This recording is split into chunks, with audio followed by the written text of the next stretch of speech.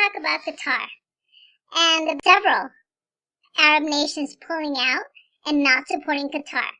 I think we should applaud the Saudi government. I mean, for finally doing something. I think for years we have basically told the Saudi government they've never done anything about terrorism and so forth. And now that they are, now that they're finally standing up to Qatar and saying, you know what, we're cutting ties with you and Iran for Islamic and terrorist support, the U.S. is having a beef with it. It really has nothing to do with terrorism as far as why the U.S. opposes the Arab nations break away from Qatar. It really is about money. Money, businesses, and so forth. I mean, it really is not about terrorism.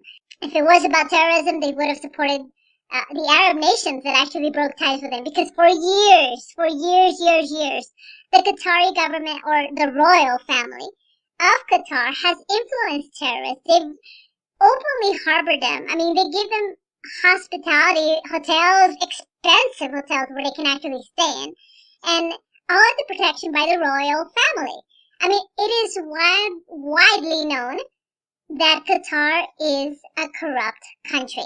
There's an article that was written a few years ago, and I'm going to put the link down below, about how Qatar lures away tourists, businesses, and even the 2022 World Cup. If you guys remember how Qatar won the World Cup a few years back, for the year 2022, then you understand why the Arab nations broke ties with Qatar.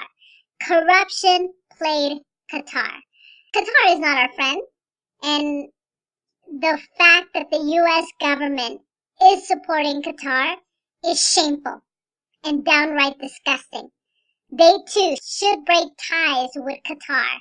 But, of course, money talks, and because of big business in Qatar, including, of course, the oil and so forth, they're not doing it. In addition to that, we have had several Americans arrested in Qatar. One of them is there for life imprisonment, accused of spy charges, something that maybe would have gotten him a couple years in prison, but because he angered the royal family's uncle, he's screwed, and he is serving a lifetime prison sentence in Qatar.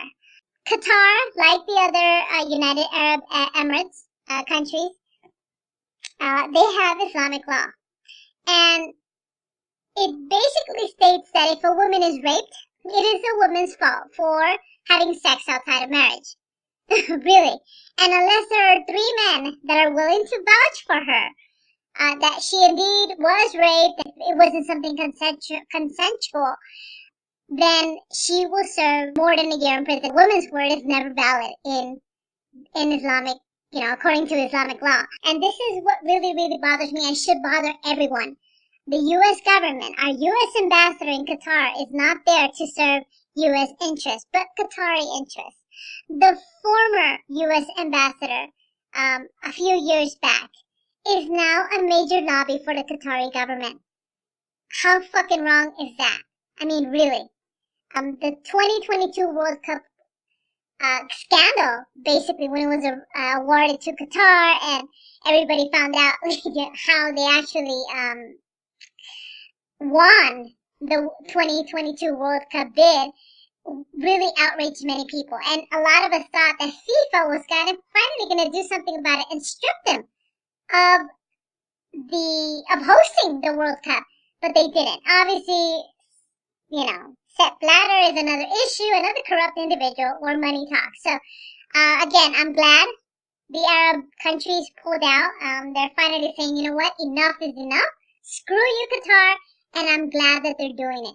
And the U.S. should back them up. We should be grateful that they're doing it. A few weeks ago, President Trump actually went to Saudi Arabia, telling them to step up the plate to do something a little bit more about terrorism. And now that they're finally doing it, they stopped support for the Qatari government. The U.S. is having a freaking beef about it. I mean, really? What the fuck is that? But alright, that is it for today. That is my rant for today. Comment below if you guys have any suggestions or what you guys think. I mean, obviously if you don't agree with me, that's fine. Comment below. I would love to hear from you guys. And don't forget to hit that subscribe button as well, okay? Okay, take care. Bye.